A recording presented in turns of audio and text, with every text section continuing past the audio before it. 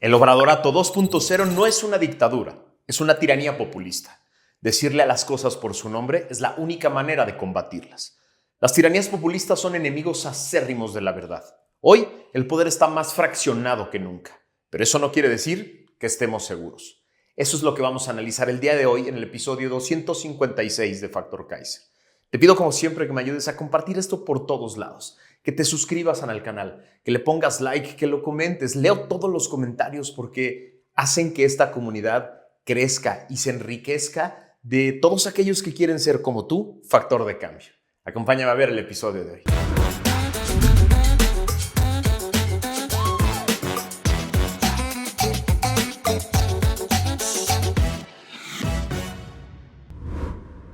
En su libro sobre la tiranía, Timothy Snyder hace 20 recomendaciones fundamentales para personas que están viviendo ese trágico camino de la tiranía en su país, como nosotros. Para el episodio de hoy, quiero retomar la recomendación número 9 y la número 10. De verdad vale la pena que leas este libro. La número 9 dice, cito, sea amable con nuestro idioma. Evita pronunciar las frases que todos los demás hacen. Piensa en tu propia forma de hablar, aunque sea para transmitir lo que crees que todo el mundo está diciendo. Haz un esfuerzo para separarte de Internet. Lee libros. Los políticos de nuestro tiempo alimentan sus clichés a la televisión, donde incluso los que desean estar en desacuerdo los repiten. ¿Te suena conocido? Cierro la cita. La recomendación número 10 dice, cito, creer en la verdad. Abandonar los hechos es abandonar la libertad. Si nada es verdad, entonces nadie puede criticar al poder, porque no hay base para hacerlo. Si nada es verdad, entonces todo es espectáculo. La cartera más grande paga las luces más cegadoras. Te sometes a la tiranía cuando renuncias a la diferencia entre lo que quieres oír y lo que es realmente el caso. Esta renuncia a la realidad puede sentirse natural y agradable, pero el resultado es su muerte como individuo y por lo tanto el colapso de cualquier sistema político que depende del individualismo. El primer modo es la hostilidad abierta a la realidad verificable, que toma la forma de presentar inventos y mentiras como si fueran hechos. ¿Te suena conocido? El siguiente modo es el pensamiento mágico o el abrazo abierto a la contradicción. También te debe sonar conocido. Sigo la cita. Los fascistas desprecian las pequeñas verdades de la existencia diaria. Amaban los eslóganes que resonaban como una religión y preferían los mitos creativos a la historia o al periodismo. Post, la verdad, es pre-fascismo. Cierro la cita. Retomo estas dos recomendaciones porque en estos tiempos oscuros de nuestro país tenemos que ser más amables y más disciplinados que nunca con el lenguaje y tenemos que ser los defensores más estrictos y enérgicos de la verdad. Ser amable con el lenguaje, como sugiere Snyder, es decir, ser estrictos y disciplinados con el uso de las palabras y los conceptos que las palabras crean, evitará que quienes están en el poder escapen del escrutinio ciudadano y paguen el costo que necesitan pagar por sus acciones. ¿A qué me refiero? Leo en las redes sociales, incluso de personas inteligentes y preparadas, que se refieren al régimen de la señora Sheinbaum como una dictadura socialista. Y esto es un grave error conceptual y de lenguaje. Y no, esta no es una clase de idiomas ni uno de esos regaños de la tía de hueva que te corrige cada que dices algo que no es correcto. No. Los conceptos son muy importantes porque van definiendo poco a poco nuestra percepción de la realidad y por lo tanto las acciones que tomamos respecto de la realidad. Ni es una dictadura ni es socialista, es una tiranía populista, quizá más grave, pero diferente. Y es muy importante hacer la distinción, no solo para ser amables con el lenguaje, como dice Snyder, sino para entender nuestra realidad y saber qué debemos hacer frente a ella. La palabra dictadura tiene su origen en la antigua Roma. La dictadura fue una magistratura extraordinaria que poseía plenos poderes por un periodo determinado, que no podía exceder los 6 meses. Según la tradición, el cargo se instituyó en el año 501 a.C., aunque durante la monarquía ya existía una magistratura muy similar con otro nombre, el Magister Populi. Fue muy utilizada durante los primeros 2 siglos de la existencia de la República y en los momentos más críticos de la Segunda Guerra Púnica. Era un cargo de emergencia que buscaba darle todo el poder a una sola persona para poner orden en un momento de crisis, en el que era imposible esperar las decisiones lentas de los procesos deliberativos de la República, porque hacía falta tomar decisiones duras, rápidas y eficaces, para luego quitarle el poder al dictador, pasada la crisis, y restaurar el curso normal de la política. Así, el concepto tradicional se fue colando poco a poco a la política moderna para describir a los políticos que en un país determinado y en un momento determinado de la historia de esos países controlaban la mayoría de los hilos del poder, ojo, la mayoría de los hilos del poder, y utilizaban todos los mecanismos del Estado para concentrar y mantener el poder.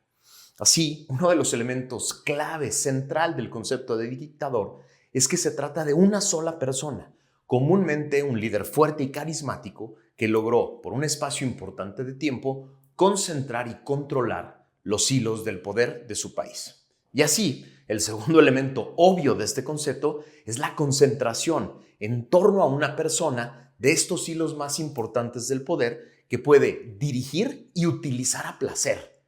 Por eso, yo no puedo decirle dictadora a la señora Sheinbaum. No dudo ni poquito que ella quiera hacerlo, pero no lo es. Tanto en los meses de transición como en esta primera semana, su figura es lo más lejano a una persona que controla todos los hilos de poder. Todo lo contrario, lo que yo he podido ver en estas 4 primeras semanas es que no trae el control de nada. No trae el control de la agenda pública, ni del discurso de su gobierno, ni de la seguridad, ni de la violencia, ni de su gabinete, ni del partido que la llevó al poder, ni del Congreso. Yo lo que veo son explosiones de autoritarismo sin límites en las distintas islas de poder en las que se están resguardando los distintos grupos de poder del obradorato. A ver, ni me vayan a salir con la pendejada de que este análisis tiene algo que ver con misoginia. Por lo menos no de mi parte. Ahorita te explico. Es decir, yo veo a la señora Sheinbaum como una presidenta muy débil. No porque sea mujer, sino porque clara y abiertamente su antecesor le dejó incrustados a diferentes competidores por el poder en distintos espacios. Patán Augusto en el Senado, Richie Monreal en diputados, María Luisa Alcalde y el Junior Consentido dirigiendo al partido, a Rosa Isela en gobernación, encargada de la política interna, a la señora Buenrostro en función pública, encargada de la disciplina partidista al interior del gobierno, y a Ariadna Montiel, la señora de los programas para la compra de las lealtades y los votos en la Secretaría del Bienestar. Digo que la misoginia no viene de mi parte, porque sí creo que en personajes como Patán Augusto, Monreal y el propio antecesor de Sheinbaum, es justo la misoginia la que los hace renegar del poder de la presidenta con A. Pero eso es tema secundario y ese es pedo de ellos. Lo que es un hecho, que cualquiera puede ver todos los días, es que ella no tiene los hilos del poder en sus manos, aunque tenga el cargo formal. Esto no quiere decir que no pueda hoy abusar del poder que sí tiene, que lo hace abiertamente todos los días, como cuando rechaza cumplir con la ley y las resoluciones judiciales.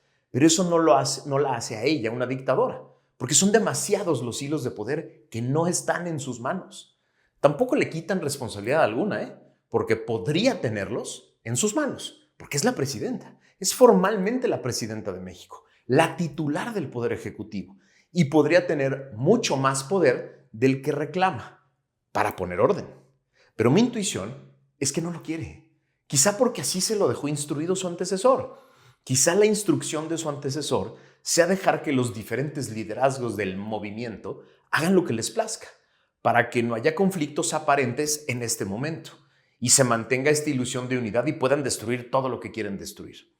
Todo parece indicar que la política de la presidenta con A es que 2 machos alfa lleven la agenda desde el Congreso, impongan la agenda, destruyan todo lo que puedan destruir, sometan a su gobierno al caos, le quiten cualquier oportunidad de decir que su gobierno será moderado y sometido a las leyes, le impongan enemigos y ella los va a apoyar siempre desde sus mañaneras. Eso es lo que hemos visto en las últimas semanas. Todo parece indicar que está muy tranquila con la idea de que la señorita alcalde y el Junior del Bienestar no hayan esperado ni medio minuto para arrancar una gran campaña nacional de afiliación y promoción del partido, como eje del poder paralelo al gobierno, que en el discurso puede venderse como un apoyo al gobierno, pero en los hechos proyecta liderazgos alternos al gobierno y divide al poder.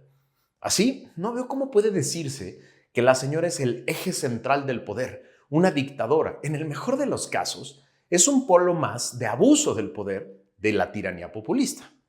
La tiranía es una forma de gobierno en la que el poder está concentrado en una persona o grupo, que lo ejerce de forma arbitraria e injusta. Así se define tiranía. ¿Y qué es populismo? Así describe el rabino Jonathan Sacks al populismo autoritario. Cito: las políticas populistas implican un pensamiento mágico, esto es, la creencia de que un líder fuerte, que tiene desprecio por el proceso democrático, que utiliza la retórica divisiva, poco preocupado por la verdad o por sus declaraciones, que ignora las convenciones de la política normal, que apela directamente al pueblo, que le echa la culpa del Estado, de la nación a un subgrupo nacional específico, o quizá a naciones o pueblos vecinos, y que no le habla a los mejores ángeles de nuestra naturaleza, sino a los peores, puede recuperar solo él la grandeza perdida de la nación. Eso es pensamiento mágico. Sigo la cita. A veces la política populista entrega algunas ganancias de corto plazo, pero cuando empieza a hacer constancia de que los problemas son más profundos y más inestables de lo que la gente pensaba, los líderes populistas se ven orillados a crear chivos expiatorios para echarles la culpa de sus fracasos. Las élites, los medios, los inmigrantes, los musulmanes, los judíos. Y así es como se desata el torbellino de autoritarismo y se ponen a un lado los derechos, la justicia y la libertad misma. Ese es el Obrador 2.0. Es una tiranía populista porque se trata de un grupo que ejerce el poder de manera arbitraria, injusta y por fuera de la ley, y lo hace a través de la mentira, el engaño, la retórica populachera del pensamiento mágico que dice que los coloca a ellos como los únicos intérpretes legítimos del pueblo y como sus únicos defensores y salvadores posibles. Aunado a esto, sus políticas antiderechos humanos, antilibertades, antidiversidad, promilitaristas y muy cercanas a grupos criminales y a las élites del poder económico la hacen parecer mucho más a los fascismos de derecha que a cualquier corriente de eso que se conocía como la izquierda. Por eso, la importancia de ser amables con el lenguaje, porque nos permite reconocer y entender que no hay un solo enemigo de la República sentada en un cargo formal. La República está siendo atacada desde diferentes frentes, desde diferentes polos de poder de esta tiranía populista del obradorato, que en efecto tiene muchísimo dinero y muchísimo poder, pero no tiene coherencia ideológica, no tiene unidad de propósitos, no tiene vocación común, ni tiene un liderazgo único. De ahí la enorme importancia de la segunda recomendación de Snyder: creer en la verdad y defender la verdad. La única manera de vencer a las tiranías populistas es con la verdad, poniéndola todos los días sobre la mesa, la verdad, aunque de pronto parezca que no importa. ¿A qué me refiero? Si los tiranos populistas dicen que el país está seguro y la violencia está contenida, es responsabilidad de todos nosotros exponer la verdad. Si los tiranos populistas dicen que la economía va viento en popa, es responsabilidad de todos nosotros decir la verdad. Si los tiranos populistas dicen que mejoraron el sistema de salud pública y de educación pública porque es mejor que en Dinamarca, es responsabilidad de todos nosotros exponer la verdad. Si los tiranos populistas dicen que destruir al Poder Judicial es democratizarlo, es responsabilidad de todos nosotros exponer la verdad. Si los tiranos populistas dicen que ya no hay corrupción ni impunidad, es responsabilidad de todos nosotros exponer la verdad. A ver, seguro estás pensando, ¿para qué? Si de todos modos se salen con la suya y hacen lo que quieren. Y sí, eso es lo que puede parecer en el corto plazo. Pero en el largo plazo, la única manera de destruir una tiranía es destruyendo la base popular en las que están sostenidas. ¿Cuál es esa base popular? El discurso que dice: tú dame todo el poder y yo te rescato de los malos y mejoro tu vida. Esa es la base de las tiranías populistas. Y solo la verdad destruye esa base. Pero eso va a tomar años, seguro estás pensando. Y no tengo respuesta cierta, la neta. Porque no tengo idea de cuánto tiempo nos va a tomar destruir esa base social con la verdad. Lo que sí es un hecho es que si le permitimos a este régimen instaurar su propia verdad, si nos quedamos callados, si no defendemos la verdad, puedes despedirte para siempre del país que tú y yo conocemos y amamos. Eso sí lo tengo clarísimo. No sé cuánto tiempo va a tomar destruir esa base social, pero si no hacemos nada, se queda ahí, se arraiga y se queda para siempre. Por eso, el compromiso con la verdad es la plataforma principal de la resistencia. Sí, la verdad y la resistencia están íntimamente ligados. ¡Viva la resistencia!